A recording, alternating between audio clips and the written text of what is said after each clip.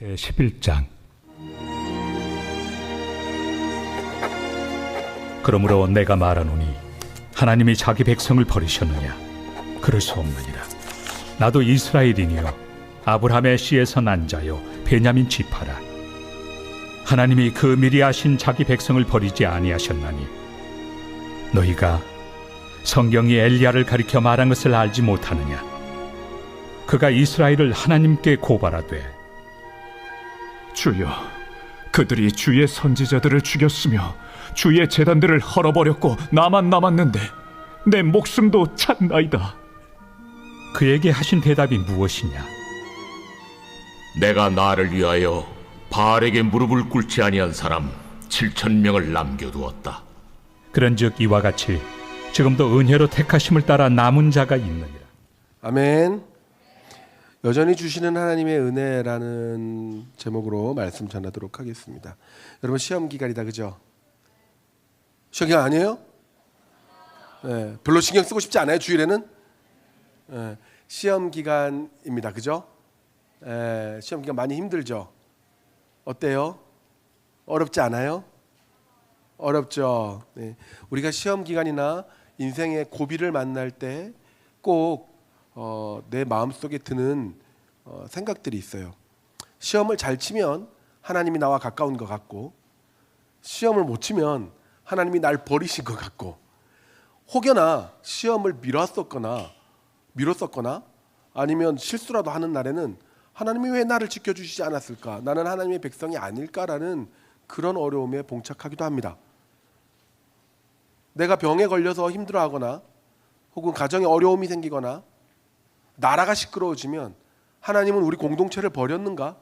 이런 생각도 하기가 굉장히 쉽죠.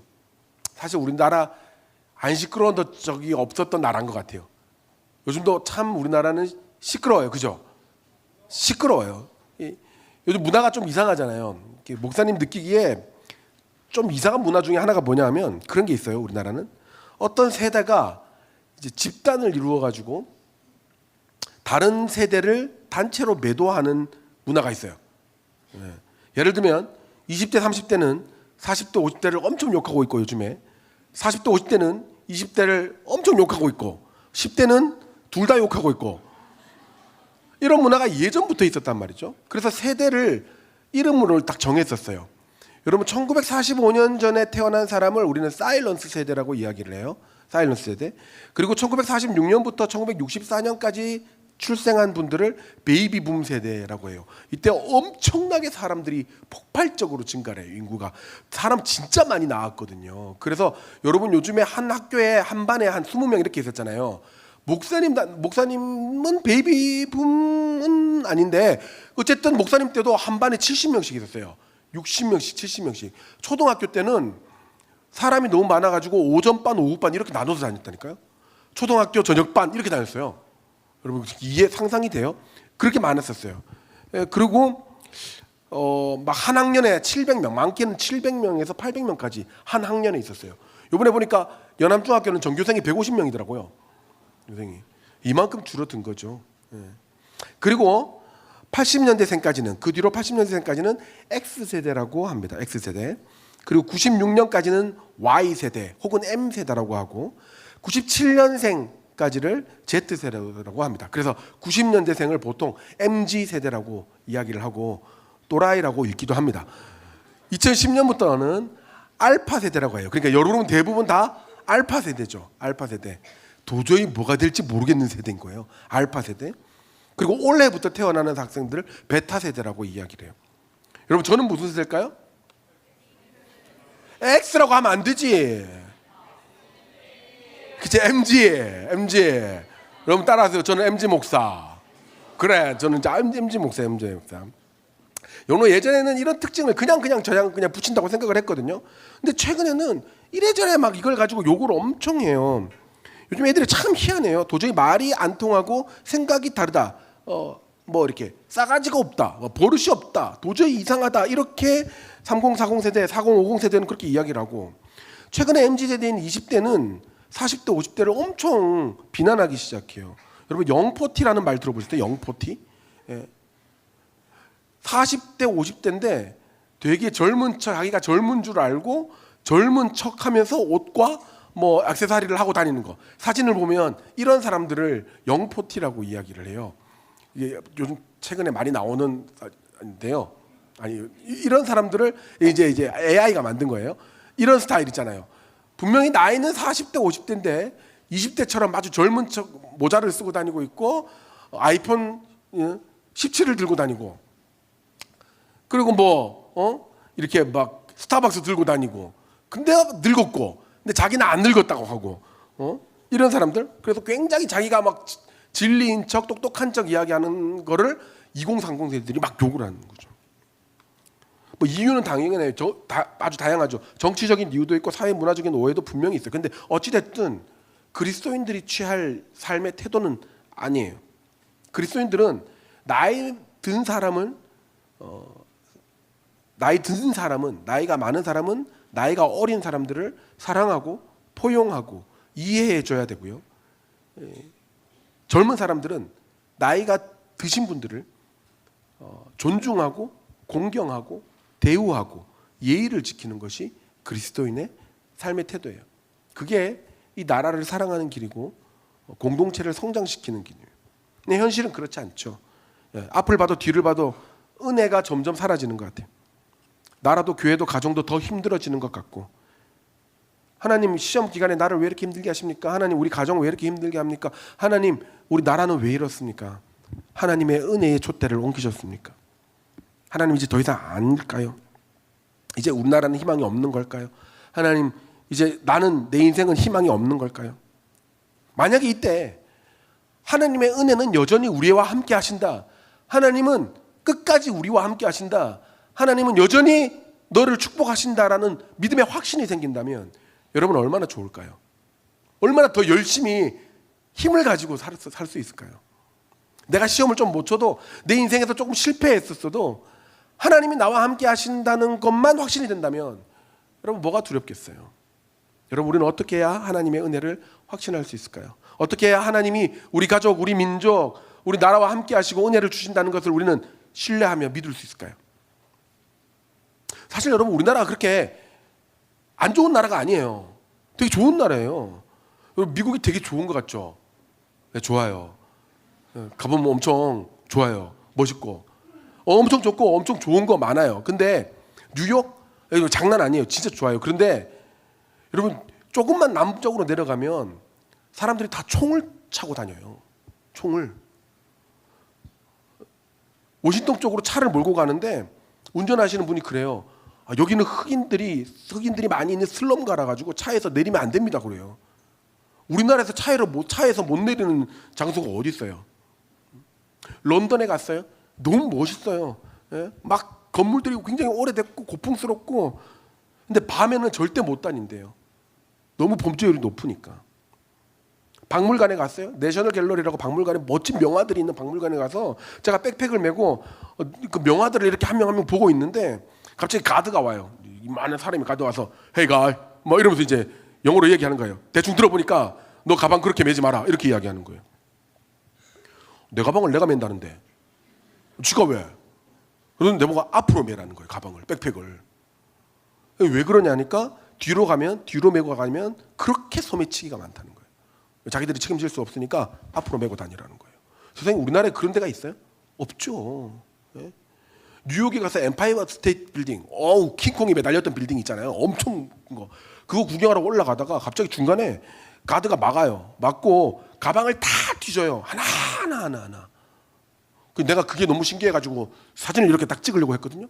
갑자기 또 그 이만한 가드가 또 와가지고 Hey guy 이러면서 하지 말라고.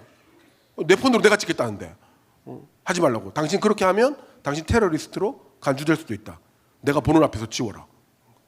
얼마나 테러가 많으면 그러겠어요. 예? 도서관을 갔는데도 다 가방을 뒤져요. 제가 도서관 좋아해가지고 뉴욕 도서관에 갔거든요. 뉴욕 시립 도서관에 들어갔거든요. 들어갔는데 세상에 도서관에 들어갔는데도 그 앞에서 가방을 다 뒤져요. 부끄럽게. 내 가방 내가 들고 들어간다는데. 테러가 그렇게 많다는 거예요. 근데 여러분 우리나라는요. 여러분 새벽 1시에도 아줌마들이 운동할 수 있는 나라가 우리나라입니다. 새벽에 여러분 사진 여러분 새벽에 운동해 봤어요? 새벽에 깜깜한데 운동장을 갔는데도 4시 달쯤 보면 막 이런 거 끼고 움직이는 아주머니 아침에 보면 있잖아요. 이런 아주머니. 아줌마 혼자 막 내가 더 놀라 막 외계인인가 싶어가지고 막 이런 거 끼고 막 나무에다 등 팍팍 박으면서 막 이렇게 운동하는 나라가 우리나라라는 거예요. 밤 12시에도 뛰고 새벽 1시 2시에도 태화강변 가보세요. 걷는 사람이 있다니까요. 아무도 뭐라 안 해. 아무도. 그런 나라가 어디 있어요. 그런데 그런 나라를 이 세대들이 집중적으로 욕을 하는 거예요. 망한 나라 헬조선이다. 망조가 든 나라. 여러분 우리 그리스도인조차 하나님께서 이 대한민국을 얼마나 사랑하는지 모르고 일단 욕부터 하는 사람들이 많이 있어요. 여러분 이 나라는 진짜 은혜가 없는 것일까요? 하나님 이 나라를 어떻게 생각하는 걸까요? 하나님의 은혜가 있다는 것만 확신이 든다면 여러분 이 나라를 우리 다시 생각해야 되지 않을까요? 나라뿐만 아니죠. 가정, 내 개인도 하나님이 진짜 여전히 은혜를 주고 계신다면 여러분 그런 자세는 이제 취하면 안 되는 거예요. 그럼 어떻게 하나님의 은혜가 여전히 우리에게 있는가 어떻게 확신할 수 있을까요? 오늘 본문 로마서 11장은요. 바울이 로마 교회에 보내는 편지예요. 로마에 있는 유대인들과 이방인들에게 복음이 뭔지 구원은 어떻게 이루어지는지 정확한 논리와 신학을 가르쳐 주는 것이 로마서거든요. 근데 특별히 그 중에서 9장에서 11장은요. 바울이 자기 민족 이스라엘에 대해서 쓴 편지예요. PPT 넣어주세요. 내용이 뭐냐면 이스라엘이 원래 하나님의 선택받은 민족이었잖아요. 이스라엘이. 근데 이 유대인들이 예수님을 인정하지 않았던 거예요. 그래서 예수님을 인정하지 않으니까 구원을 못 받은 거잖아.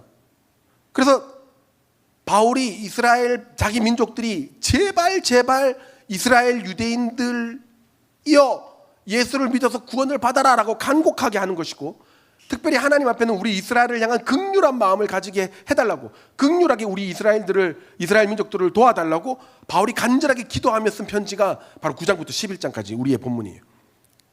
근데 우리가 한 가지 알아야 될 게 있어요. 그게 뭐냐 하면 바울은 자기 민족 유대인들을 위해 이렇게 간절하게 기도하지 않아도 돼요. 왠지 알아요? 누구도 비난할 수 없어요. 바울이 자기 민족을 위해 기도하지 않아도 누구도 비난할 수 없어요. 왜냐하면 유대인들이 바울을 진짜 엄청 미워했거든요.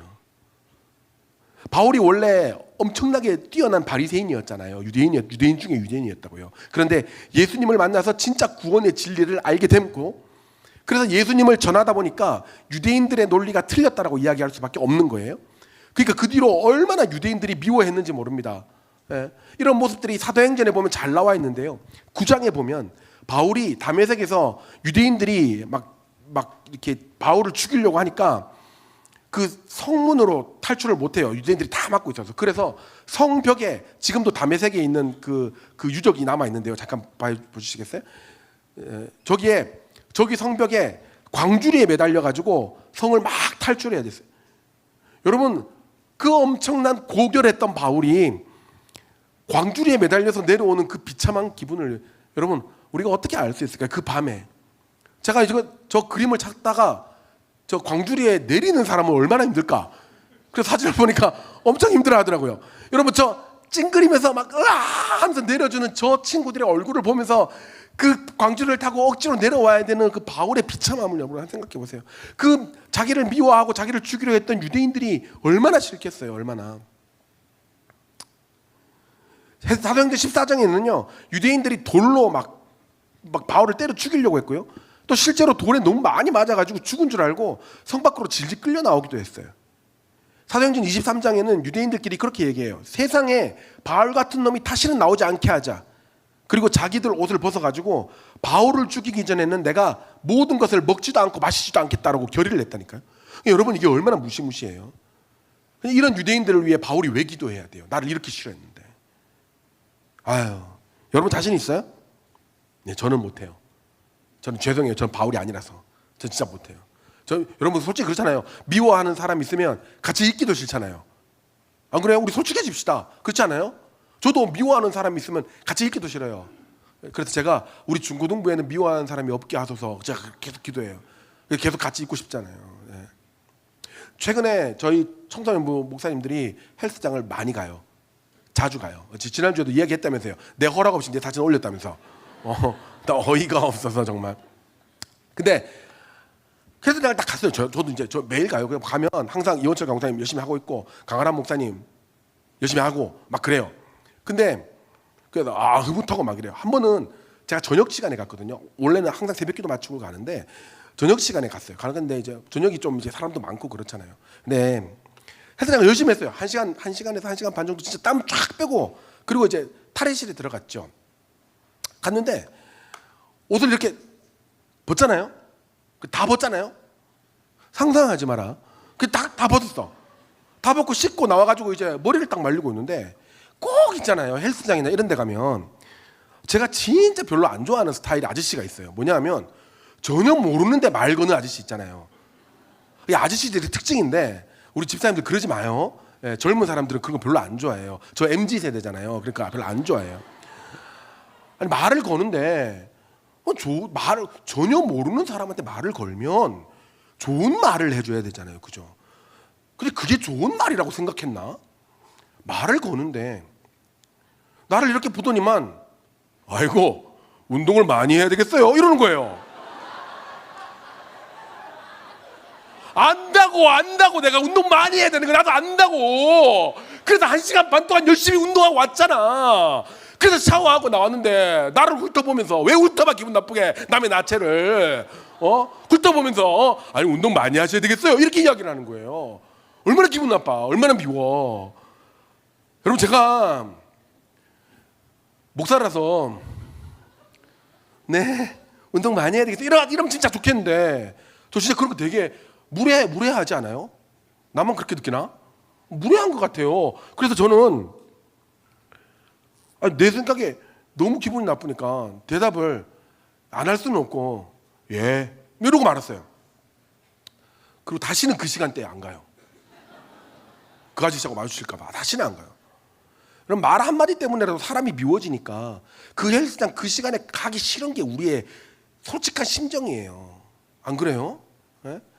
근데 자기를 돌로 쳐 죽이려고 하고 금식까지 하면서 죽이려고 했던 그 자기 민족의 구원을 위해서 바울이 열심히 기도를 한다고요? 이거 진짜 쉽지 않은 일이거든요. 진짜 그리스도의 은혜가 아니면 이렇게 하기 쉽지 않아요. 근데 바울은 하나님이 자기 민족 이스라엘을 버리지 않았음을 확신하면서 이렇게 선포합니다. PPT 넣어주세요. 하나님이 자기 백성을 버리셨느냐? 바울이 묻는 거예요. 야, 이스라엘이 예수를 인정하지 않았다고 해서 하나님이 자기 백성을 버리셨느냐? 그럴 수 없어. 그럴 수 없어. 그 증거가 뭐냐? 봐라. 나도 이스라엘인이잖아. 나도 유대인이잖아. 하나님이 민족을 버리지 않았던 증거가 바로 나다라고 이야기하는 거예요. 여기서 우리는 하나님이 우리와 여전히 함께 계신다는 것을 확신할 수 있는 첫 번째 이유가 나옵니다. 다 같이 한번 읽어볼까요? 시작. 네, 하나님의 은혜가 여전히 우리에게 있다는 그 증거는 바로 나예요. 여러분 자신이라고요. 바울이 1절에서 그렇게 이야기해요. 나도 이스라엘인이고 아브라함의 씨고 베냐민 지파라. 만약에 하나님께서 이스라엘을 버리신 게 맞다면 나도 버리셨을 거다. 그런데 내가 구원받았잖아. 내가 하나님의 은혜가 있는 사람이잖아. 그러니까 내가 있다는 이야기는 이 나라의 이 민족 가운데 이 가정 가운데 여전히 하나님의 은혜가 있다는 거다. 여러분 은혜 있잖아요. 여러분 주일날 시험 기간인데 여기 와 있잖아요. 여기서 수학을 가르쳐 줍니까? 국어를 가르쳐 줍니까? 영어를 가르쳐 줍니까? 아무것도 안 가르쳐 주는데 시험 기간에 여기 와 있잖아요. 그게 뭐의 증거예요? 하나님의 은혜에 감복해 있다는 증거예요. 여러분이 인정하든 안 하든 여러분의 감정과 상관없이 하나님의 은혜가 있어서 여러분이 여기 이 자리에 앉아 있는 거라고요. 하나님의 선택이 있어서 여러분이 이 자리에 앉아 있는 거라고요. 그렇다면 여러분이 이 나라에, 이 교회에, 이 울산에, 여러분의 가정에 여전히 하나님께서 은혜의 조명을 비추고 있다는 그 증거가 된다는 거예요. 우리 구원받았잖아요. 우리 천국 가잖아요. 그 말은 하나님이 이 나라와 우리 가정을 아직 사랑하신다는 겁니다. 사랑하는 여러분, 하나님의 은혜 있음에 증거되는 삶을 사시는 여러분 되시기를 주의 이름으로 축복합니다. 하나님의 은혜가 의심될 때마다 여러분을 보십시오. 하나님을 믿고 있는 여러분이 있기에 하나님은 이 나라를 여전히 사랑하고 계시며 여러분의 가정을 여전히 축복하고 계신다는 것을 믿음으로 확신하시는 여러분 되시기를 주의 이름으로 축복합니다. 두 번째 읽겠습니다. 다 같이 한번 읽어볼까요? 시작. 하나님이 우리 가정을 절대로 버리지 못하신다는 증거로 바울은 하나님이 자기 백성을 절대 못 버리는 성품을 가지고 있다고 이야기합니다. 하나님은 절대로 자기 백성을 버리지 않겠다고 약속하셨다는 거예요. 여러분, 하나님의 이름 중 하나가 언약의 하나님이에요. 언약의 하나님. 본인이 하신 약속을 끝까지 지키시는 분이 하나님이라는 겁니다. 우리는 약속을 자주 어길 수 있죠. 여러분, 약속 자주 어깁니까? 원래 그러면 안 되는데 살다 보면 그럴 수 있잖아요. 안 그래요? 그럴 수 있죠. 바쁘다 보면 약속 잊어버릴 수도 있고, 또 상황이 생기다 보면 약속 어길 수도 있고. 사람은 실수가 있다 보니까 약속이 미뤄지기도 하고요. 또 때로는 실수해서 약속을 못 지킬 수 있어요. 인간은 그래요. 제가 고등학교 때 제 친구 중에 한 명이 있었어요. 아주 로맨티스트 친구가 있었어요. 덩치는 크다랗고 고릴라처럼 생긴 놈이었는데 여학생 한 명을 너무 지고지순하게 좋아했었어요. 그 친구의 이름은 이제 세용이었고 그 좋아하는 친구의 그 여학생의 이름은 금옥이었어요. 금옥이. 가명. 본명은 은옥이었고 이제 가명 금옥이. 그래서 둘이서 만나기로 했어요. 둘이서 어디서 만났냐? 저는 이제 대구에서 중고등학생 생시를 했는데 주말에, 그때 당시에는 여러분처럼 핸드폰이나 문자가 있어서 바로바로 서로의 소통을 할 수 있는 시기가 아니었어요. 여러분 삐삐 알아요? 삐삐? 어떻게 알아요? 네, 삐삐 이전에 삐삐를 못 가졌던 중고등학생들은 음성사서함이라는 걸 썼었어요. 음성사서함. 모르죠? 141 누르면은 음성을 5개까지 녹음시킬 수가 있어요. 조준일 목사님 141 딱 누르면은 목사님한테 내가 음성을 5개를 1분 30초 안에 녹음을 할 수가 있거든요. 그걸로 이제 서로 약속을 정했어요. 그래서 2시에 동성로에서 만나기로, 대구에 있는 동성로에서 극장 앞에서, 그 당시에 한일극장이라는 데가 있었어요. 그 한일극장 앞에서 만나기로 했어요. 만나서 딱 이렇게 서 있었거든요. 근데 1시간이 지났는데 이 친구가 141로 나한테 연락이 온 거야. 남자애가 나한테 연락 와서, 준일아, 금옥이가 안 온다. 너라도 좀 와줄래? 이러는 거예요. 근데 또 정의의 사도잖아요. 그래서 금옥이가 왜 안 왔지? 그래서 제가 또 시버스 타고 하늘극장 갔죠. 그 자리에서 이렇게 1시간째 기다리고 있는 거예요. 내가 갔으니까 1시간 20분째 이렇게 기다리고 있는 거예요. 얼마나 애처로운지요. 야, 1시간 20분째 안 왔으면 너 바람 맞은 거 아니야? 라고 말하고 싶었지만, 그래도 어떻게 그 로맨티스트한테 그런 말을 해? 야, 약속은 좀 미뤄질 수도 있어. 조금만 더 기다려볼까? 좀 같이 기다려줘. 그래서 둘이서 같이 계속 이렇게 기다렸어요. 영화 한 프로가 끝날 때까지. 그래서 2시간 넘으니까 내가 짜증이 나는 거야. 내 여자친구도 아닌데 내가 왜 기다려주지? 이런 생각이 드는 거예요. 사람은 인내가 있어요. 인내의 한계가 있다고요. 그래가지고 그 옆에한테 이제 가야 되지 않을까? 그러니까 이 로맨티스트 친구가 조금만 더 기다려보면 안 될까? 같이 좀 기다려줘 이러는 거예요. 짜증이 확 나는 거예요. 내가 왜 그걸 기다려줘? 그래서 옆에서 제가 그래, 내가 노래나 불러줄게 이렇게 이야기했어요. 그래서 금오기를 기다리는 우리 세영이에게 노래 한 곡 띄워드립니다 이러면서 장난을 쳤거든요. 그래서 무슨 노래를 부르냐면 그때 당시에 PPT 이승환의 너를 향한 마음이라는 노래를 옆에서 계속 불러줬어요. 한 번쯤 우연히 만날 것도 같은데 닮은 사람 하나 보지 못했어, 뭐 이런 노래를 계속 옆에서 불러줬거든요. 갑자기 야 가자 짜증난다 가자 막 이렇게 얘기하더라고요. 여러분, 사람은 배신할 수 있어요. 아무리 중요한 약속을 했어도요, 사람은 얼마든지 배신할 수 있어요. 성경에서 보세요. 그렇게 충성된 자들도 배신해요. 하나님의 약속을 받았던 자들도 하나님을 배신해요. 이스라엘 백성들 보세요. 항상 하나님의 말씀을 어기면서 인생을 살아가잖아요. 사람은 배신할 수 있어요. 약속을 어길 수 있어요. 이게 사람의 한계입니다. 그런데 하나님은 그 성품 자체가 신실하신 하나님입니다. 본인의 약속을, 하나님 자신의 약속을 절대로 어기지 않는, 절대적으로 지키시는 분이세요. 그 하나님이 약속하신 거예요. 우리 15절 PPT 한번 볼까요? 15절을 2절 PPT를 한번 볼까요? 2절. 하나님이 미리 아신 자기 백성들을 절대로 버리지 않으십니다라고 말씀하셨어요. 여기서 미리 아셨다라는 말은 구원하기로 마음먹은 사람들입니다라는 얘기예요. 하나님이 구약에서부터 구원하기로 마음먹은 사람들입니다라고 해요. 자, 시편 94편 4절이에요. 우리 다 같이 한번 읽어볼까요? 시작.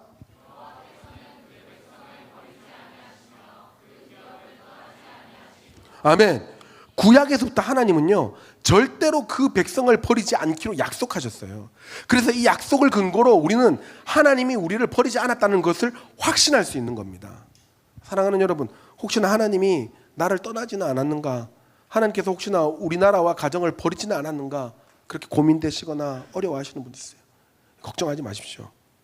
한 번 구원을 받기로 예정된 사람, 그 사람을 향한 하나님의 사랑을 거두어지는 일은 없습니다. 다시 한 번 구원받기로 예정된 사람을 향한 하나님의 사랑은 영원합니다. 아멘. 네. 신실하신 그 하나님의 약속을 믿고 하나님의 구원의 확신 속에서 살아가는 여러분 되시기를 주의 이름으로 축복합니다. 세 번째입니다. 우리 다 같이 한번 읽어볼까요? 시작. 은혜로 택하심을 따라 남은 자들이 있습니다. 바울은 구약의 엘리야 시대 때에 바알신을 선택하지 않고 하나님을 선택했던 사람들 이야기를 끄집어내요. 당시에 바알이라는 신이 있었거든요. 바알, 때로는 황소라는 표현, 황소로 표현되기도 하고 파리로 표현되기도 해요. 네, 당시에 농경과 목축 모든 생활에 가장 지배적인 어떤 역할을 했다고 여겨지는 우상신이 바알이었어요. 이제 이 가나안 땅의 사람들이 이 바알신을 굉장히 열심히 섬겼었거든요. 거기에 영향을 받아서 이스라엘 백성들도 바알신을 엄청나게 섬겼었습니다. 근데 오직 그 중에 하나님을 믿는 7,000명의 믿음의 사람, 바알신을 배척하고 하나님을 믿는 7,000명의 믿음의 사람이 있었고 하나님이 그들을 남겨놓으셨다라고 엘리야에게 이야기하는 거예요. 그것처럼 오늘날 우리에게도 하나님이 남겨두신 믿음의 사람들이 있다고 바울은 이야기하는 겁니다. 여기서 중요한 게 뭐냐면 하나님의 은혜로 택하심을 따라 남았다는 거예요. 여러분 보세요. 나만 우리 반에서 믿는 것 같고 나만 이상한 종교를 믿는 것 같고 나만 보이지 않는 신을 믿는 것 같은데 교회에 와보니까 내 같은 놈이 몇백 명이 있네. 시험 기간에 엄마가 그래요. 믿지 않는 부모님이 시험 기간에 교회 가는 놈이 어디 있어? 대학 들어가서 교회 가. 시험 기간에 교회 가는 것들이 어디 있어? 와보니 몇백 명이 있네. 나뿐만이 아니라 믿음의 동역자로 남겨놓으신 분들이 있다고요. 여기 있잖아요. 여러분 보세요. 옆에 양옆에 얼굴 보세요. 전혀 믿음의 사람처럼 안 보이잖아요. 얘가 어디를 봐서 하나님의 사람처럼 보여. 그렇지만 세상에서 가장 바쁜 이 시험 기간 때에 중고등학생들이 심지어 목숨까지 걸며 시험 못 치면 죽을 생각까지 하는 그 위기의 이 순간에 하나님을 선택한 사람들이에요. 예배를 선택한 사람들이 여러분 양옆에 있는 친구들이라고요. 하나님이 은혜를 따라 남겨놓으신 주의 남은 자들이라는 이야기입니다. 아멘. 우리 옆에에게 이렇게 인사할까요? 너는 하나님의 사람이야. 너는 하나님의 남은 자야. 그런 인생 되실 줄 믿습니다. 네. 바울이 문제 근데 중요한 건 이거예요. 근데 하나님이 왜 옆에 놈을 남겨놨냐는 거예요. 왜 얘지? 뭐 이런 거 있잖아요. 왜 하필이면 얘를 남겼지? 막 이런 거 있잖아요. 근데 이게 누군가가 뭘 잘해서 하나님이 선택해서 남긴 게 아니에요.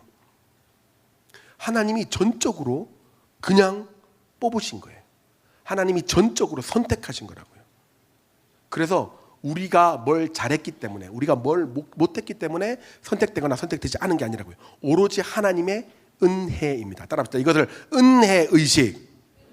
예, 이걸 은혜의식이라고 이야기해요. 은혜의식이 뭐냐면 내가 잘한 것이 하나도 없지만 하나님이 나를 그냥 사랑하셔서 구원하셨고 남기셨고 선택하셨다는 이야기예요. 하나님의 은혜를 따라 남은 자들이 있다라는 말이 바로 그 말입니다. 그럼 바울이 원래 그랬어요. 그럼 바울 이름이 원래 사울이었어요. 사울. 예수 믿는 자들을 체포하고 사형대에 세운 사람이에요. 그랬던 사람을 하나님이 부르시고 용서하시고 하나님의 사역자로 세우셨어요. 그게 은혜예요. 우리가 이 시간 숨 쉬는 것도 하나님의 은혜고 우리가 예배 드릴 수 있는 것도 하나님의 은혜예요. 여러분 우리는 어떤 사람이었어요? 우리 선생님들 하나님의 선택을 받을 만한 분이셨습니까? 그 인생을 살아오셨습니까? 저는 아니에요. 저 만약에 공로로 목사가 되거나 공로로 구원을 받는다고 하면 저는 분명히 그 본무주 안에 없었을 거예요. 초등학교 6학년에서 중학교 1학년 올라오는 그 시점에 초등학교 6학년 때 저는 교회에 가다가 오락실에 빠져가지고 한 달을 교회를 안 가고 오락실로 교회 가는 척하면서 오락실에 가서 헌금 200원을 쓰고 왔었습니다. 그 대현이라는 친구, 가명 대현이, 본명은 태현이, 얘를 잘못 만나가지고 야 카발이라는 게임이 있는데 한번 가볼래? 그래가지고 카발2가 그게 그렇게 재밌어. 그래서 소년부 예배 드리는 그 순간에 카발2 하고 예배를 늘 하다가 소년부 예배가 마치는 시간에 집에 갔어요. 심지어는 차비까지 홀라당 써먹고 그렇게 갔었어요. 그러다가 초등학교 6학년 때 선생님, 윤성주 선생님, 이건 본명이에요. 윤성주 선생님이 오락실에 나를 잡으러 왔어요. 정말 무섭게 생겼거든요. 이렇게 딱 이렇게 생겼어요. 나를 딱 잡고 가자. 얼마나 무서운지요. 알잖아 뭘 잘못했는지. 팍 울었어. 선생님 앞에서 잘못했어요. 여러분 그랬어요. 그랬던 사람이라고요. 저도 한 달 동안 도망갔던 사람이라고요. 그리고 20년이 지난 후에 그 윤성주 선생님의 그 딸이 제가 중등부 전도사 때 왔어요. 윤성주 선생님이 자기 딸을 붙들고 와서 얘 좀 어떻게 좀 해주세요 이러면서 데리고 왔어요. 얼마나 세상은요 그렇게 은혜 가운데 돌아서는 거예요. 은혜 가운데. 여러분이 PC방을 몇 번 갔었어도 여러분 괜찮습니다. 오면 돼요. 여러분 담배 조금 폈었어도 괜찮아요. 끊으면 되지. 술 좀 마셨어도 끊으면 되지. 세상에서 제일 간단하잖아요. 끊으면 되지. 다시 오면 되는 거예요. 근데 내가 뭘 잘해야만 교회에 나올 수 있는 게 아니고 뭘 잘해야만 은혜를 받을 수 있는 자격이 있는 게 아니에요. 은혜는 오로지 하나님의 전적인 선택입니다. 아멘. 그래서 교만하지도 말고 주눅들 필요도 없어요. 그리스도의 은혜 가운데 조명된 자는 오직 하나님의 선택을 받은 자임을 기억하시고 감사함으로 하나님 앞에 나가는 여러분 되시기를 주의 이름으로 축복합니다. 여러분 우리는 아침마다 짜증내는 사람이에요. 학교 가서 친구들을 욕하면서 저주하는 사람 아니에요? 부모님의 말을 거역하는 사람이잖아요. 십계명 다 어기는 사람들이에요. 수도 없이 거짓말하죠. 나 자신의 이득만을 생각하는 사람이에요. 하나님의 말씀은 하나도 안 보고 유튜브만 보고 카톡질만 하고 게임만 하는 사람들이에요. 일주일에 성경은 한 장도 제대로 안 보면서 게임은 하루에 2시간씩 3시간씩 매일 꼬박꼬박 하는 사람들이에요. 기도는 1분도 안 하면서 친구들하고 잡다는 2시간씩 하시고 인터넷으로 보는 TV 드라마는 몇 시간도 아깝지 않게 보는 사람이 바로 우리의 정체입니다. 그런데 우리가 어떤 염치로 하나님의 은혜를 구할 수 있습니까? 정말 공평한 것은 우리 사람의 하나님의 은혜가 없는 게 공평한 거죠. 우리가 그렇게 살아가는데. 안 그래요? 우리가 그렇게 살아가는데 하나님의 은혜가 없는 게 공평한 거죠. 정당한 거죠. 그러나 오늘 하나님이 말씀하시는 거예요. 그럼에도 불구하고 이와 같이 지금도 은혜로 택하심을 따라 남은 자가 있느니라. 은혜로 택하심을 따라. 오직 하나님의 은혜로 우리가 지금도 살아가고 있음에 감사하고 또 모든 것이 하나님의 은혜임을 기억하고 하나님 앞에 엎드려 경배하는 여러분 되시기를 주의 이름으로 축복합니다. 말씀을 마무리합니다. 시험 기간이라 힘들지요. 때로는 시험 망칠 수도 있어요. 그때마다 그런 생각이 들죠. 하나님이 내 시험도 망치게 하셨네요. 하나님이 정권이라면서요. 하나님 없는 거 아닙니까? 그렇게 생각할 수도 있어요. 여러분 저는 대학도 떨어져 봤어요. 친구들 다 붙었는데 저 혼자 대학 떨어졌었어요. 같이 임원하던 아이들 19명 대학 다 붙었는데 저 혼자 떨어졌었어요. 제가 교회에서 제일 열심히 했거든요. 근데 저 혼자 떨어졌어요. 연애도 실패했어요. 이사도 아주 여러 군데 다녔어요. 아버지 경찰관이시라서 저기 봉화, 구미 뭐 이런 데를 막 왔다 갔다 했어요. 청년의 시절 때 중요한 일들을 그르치면서 아, 내 인생은 망했구나 라고 절망에 빠져서 허우적거릴 때도 있었습니다. 그런데 인생이 어느 정도 지나가고 있는 지금 뒤를 돌아보면 그 모든 것이 하나님의 은혜예요. 그럼 만약에 제가 대학 떨어지지 않고 그때 깊은 하나님의 마음을 듣지 않았다면, 절망 가운데서 성찰하지 않았다면 저는 아마 이 자리에 없었을 거예요. 제가 확신해요. 인생에 큰 실패가 없었다면 저는 여러분의 목사님이 아니었을 거예요. 제가 연애에 크게 실패하지 않았다면요, 제 아들은 이 땅에 없겠죠. 어디 가서 그 귀한 아들을, 지금 생각하면 그때 실패한 게 정말 다행이에요. 안 그래요? 어디 가서 그런 귀한 아들을 얻겠어요? 여러분, 우리의 실패까지도 사용하시는 하나님, 우리를 사랑하셔서 여전히 은혜 주시는 하나님을 믿으시기 바랍니다. 따라합시다. 나의 나된 것은, 다시 나의 나된 것은 오로지 주의 은혜입니다. 사랑하는 여러분, 중간고사 좀 못 쳐서 실망할 수도 있지만 우리 절망할 필요 없습니다. 연애에 실패하면 슬플 수는 있지만 포기할 필요는 없어요. 대학 떨어져서 힘들 수는 있지만 인생을 놓아버릴 필요는 없어요. 조금 아파서 고통스러울 수 있습니다. 그러나 희망을 가져야 됩니다. 왜냐하면 우리는 여전히 하나님의 은혜로 택하심을 받아 남은 자의 인생이기 때문입니다.